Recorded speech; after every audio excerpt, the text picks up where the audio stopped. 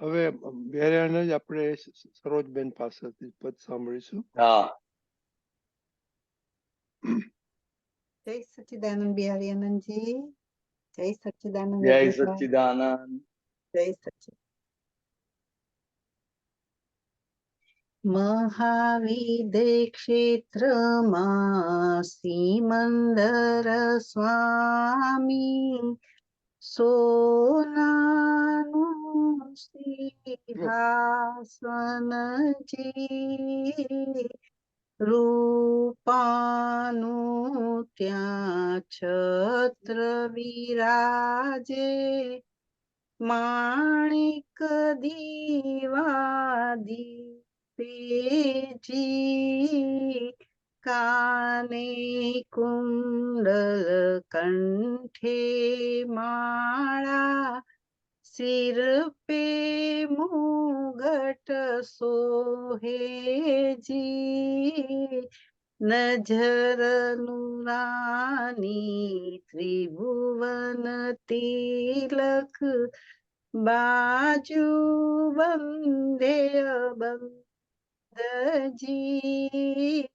કંચન વર્ણી કાયામાંથી કરુણા મીરસ ઝરતાજી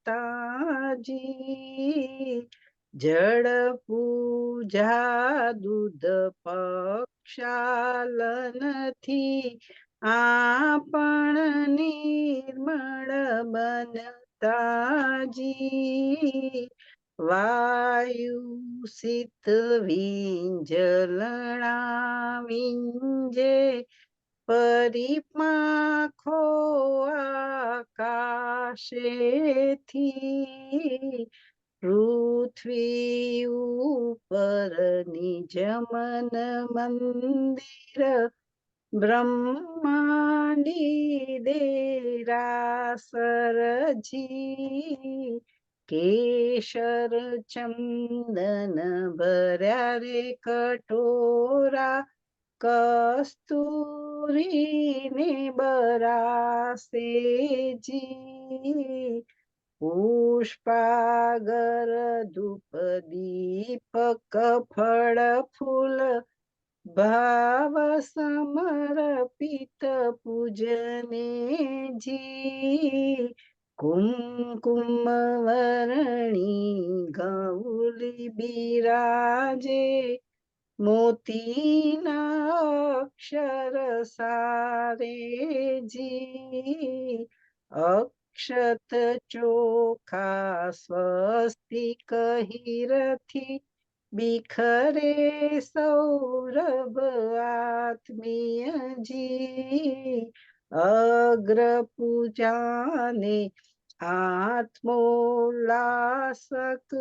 દવ્યે ભાવો ઉમટેજી પદ્માસન શ્રી સિમંદર સ્વામી બોલે મધુરી વાણી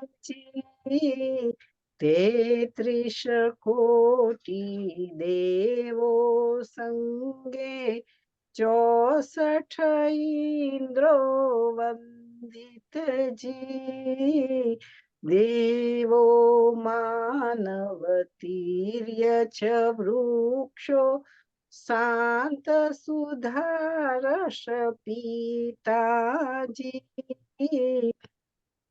ચાર ગતિના સહુ આત્માઓ કાયમ સુખને ઝંખતાજી પ્રાકૃત ભાવો ભૂલાવી દીએ સમવસરણી સિદ્ધ રચનાજી ધર્મ પરિસરે મોક્ષ મુગટ મણી માંગલિક મોક્ષ પમાડેજી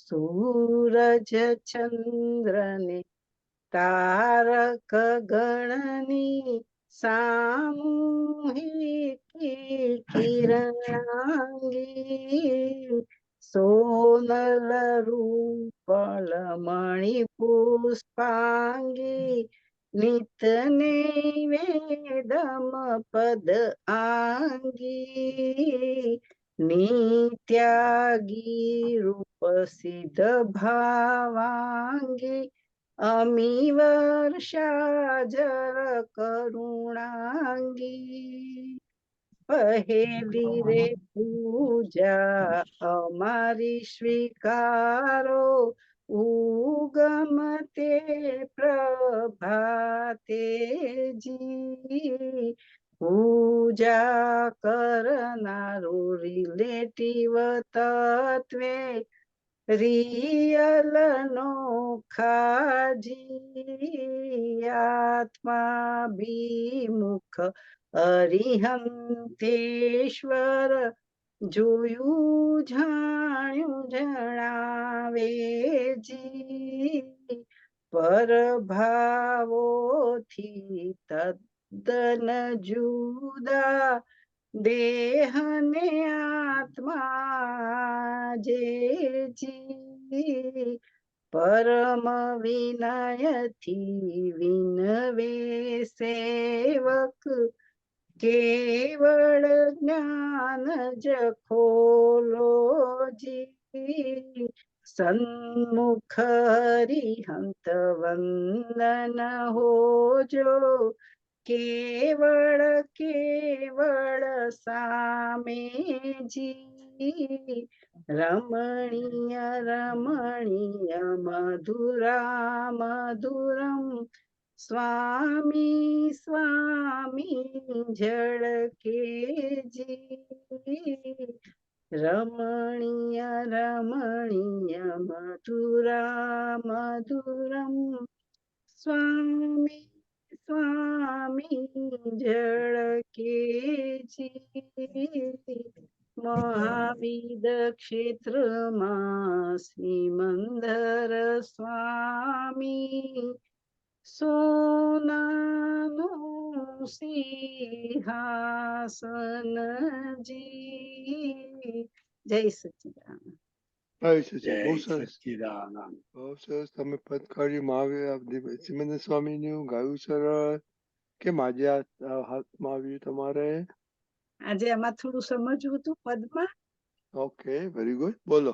હમ. એટલે પહેલું તો જો કે આખું જ સમજવું છે પણ તો એ થોડું અંદરનું રૂપાનું ત્યાં છત્ર બિરાજે છે ને માણેક દીવા દીપેજી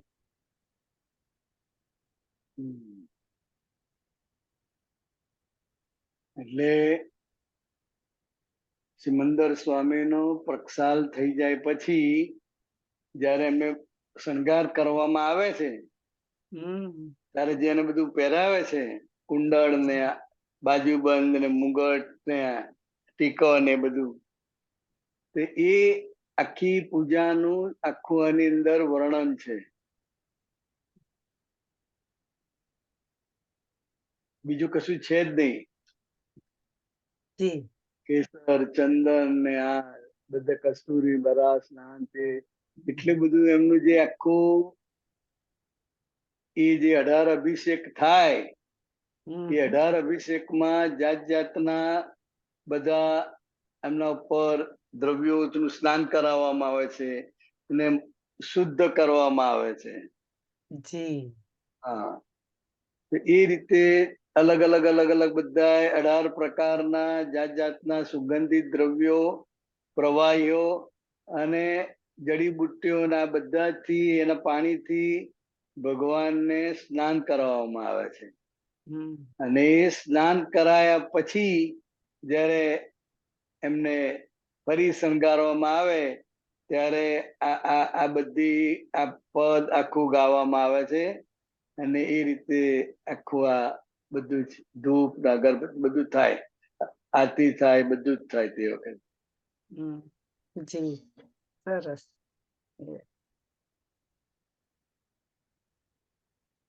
પદ્માસન શ્રી સિમંદર સ્વામી બોલે મધુરી વાણીજી પદ્માસન ઉપર બેઠેલા લે. પદ્માસનમાં બેસે ને હા કાયમ, પદ્માસન વાળીને બેઠેલી મુદ્રા. બરાબર. પછી ધર્મ પરિસહે મોક્ષ મુગુટમણી. ધર્મ પરિસરે મોક્ષ મુગટમણી, મંગલિક મોક્ષ પમાડેજી. આખો જે ધર્મ પરિસર અને મોક્ષ મુગટમણી, મંગલિક મોક્ષ પમાડેજી. એટલે જે મંગલિક બોલવામાં આવે છે ભગવાનને, એ મંગલિક વખતે આખો આ ધર્મ અને ધર્મની આખો પરિસર અને એમનો જે મોક્ષ મુગટમણી એટલે એમનું મોક્ષ સ્વરૂપ જે છે ભગવાનનું, એ ભગવાનનું મોક્ષ સ્વરૂપ યાદ કરીને આખો એમનો જે સ્વધર્મ છે એ સ્વધર્મ એના પરિસરે આખો આ જે માંગલિક છે એ મોક્ષ પમાડે છે.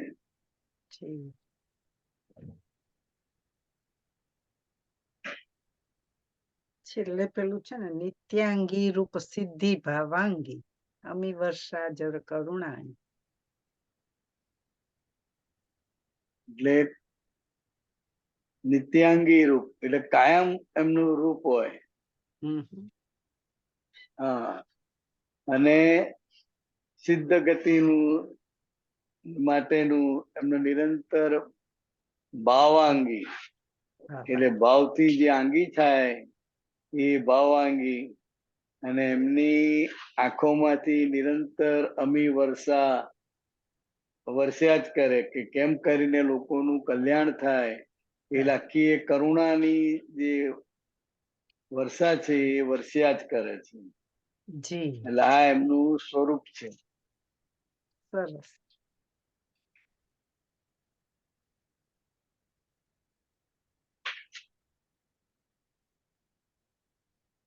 બિહારી આ કે છે પહેલી રે પૂજા અમારી શું ઉગમ તે પ્રભાત એટલે સવારના આરતી કરે. અને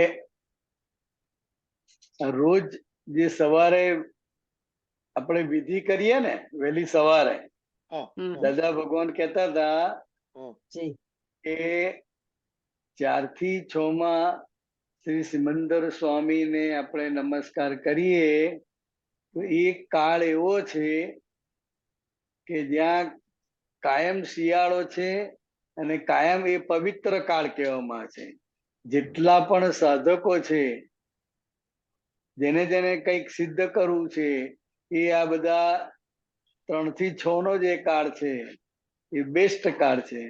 એટલે એ કે છે કે પહેલી રે પૂજા અમારી સ્વીકારો ઉગમતે પ્રભાતેજી. બરાબર.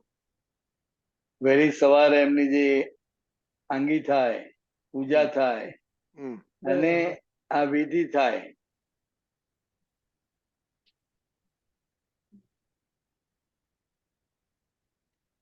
પ્રાકૃત ભાવો ભૂલાવી દઈએ સમય વર્ણી સિદ્ધ રચના છે. ત્યાં છે કયું તમે? પ્રાકૃત ભાવો ભૂલાવી દઈએ. થોડું આગળ છે મને. અચ્છા, ઊંચે જવું. ના, એ તો ગયું.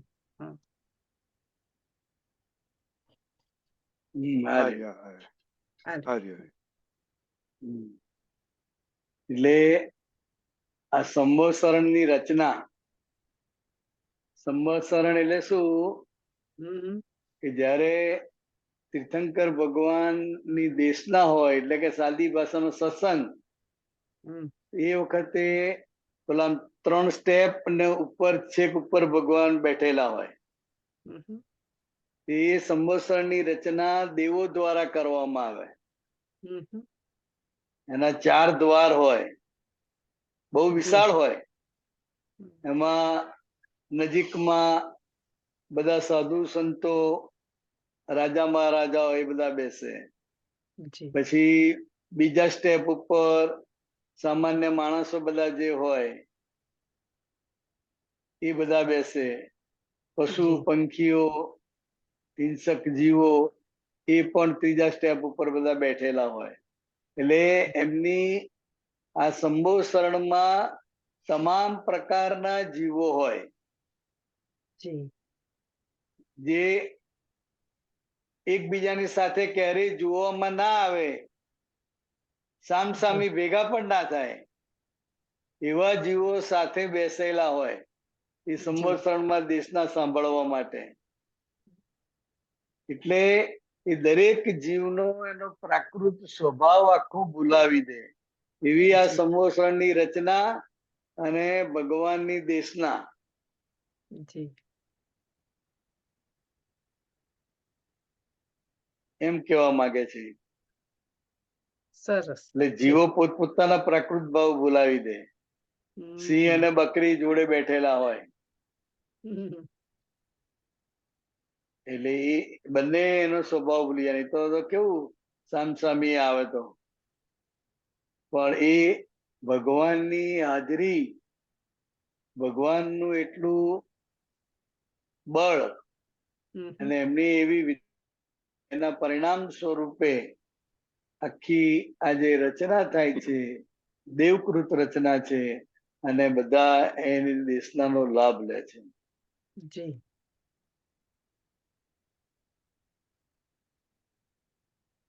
બરાબર. બીજું કઈ છે? બરાબર. સરસ સરસ. યાદ છે. આત્મવિમુખ અરિહંતેશ્વર જોઈ જાણ્યું જણાવે છે. ક્યાં છે? ઉપર છે કે છેલ્લે ગયું? છેલ્લે ઉપર જો. હા, છેલ્લે આવે છે. હજી નીચે છેલ્લે આવે છે. ઓ, છેલ્લું આવે છે. હા, છેલ્લો પેરેગ્રાફ. આત્મવિમુખ. હા, આત્માભિમુખ અરિહંતેશ્વર જોઈ જાણ્યું જણાવેજી. એટલે જણાવે છે. હા. આ અરિહંત ભગવાનની દશા છે, તો કે જે પોતે આત્માભિમુખ થયેલા છે, આત્મા સ્વરૂપે જ રહે છે એવા અરિહંતેશ્વર. હરિહંત તો ખરા પણ એના ઈશ્વર હરિહંતેશ્વર એટલે કે છે કે જેમણે પોતાના તમામ ભીતરના શત્રુઓ પર, એટલે કે ક્રોધ, માન, માયા, લોભ, રાગ, દ્વેષ ઉપર વિજય મેળવ્યો છે એવા અરિહંતેશ્વરને એ પોતે જ્ઞાનમાં જે જુએ જાણે છે, એમને જ્ઞાનમાં જે દેખાય છે એ જ દેશનામાં એ આપણને જણાવે છે. સરસ. બરાબર. બહુ સરસ. બહુ સરસ. જય સચ્ચિદાનંદ. જય સચ્ચિદાનંદ. જય સચ્ચિદાનંદ.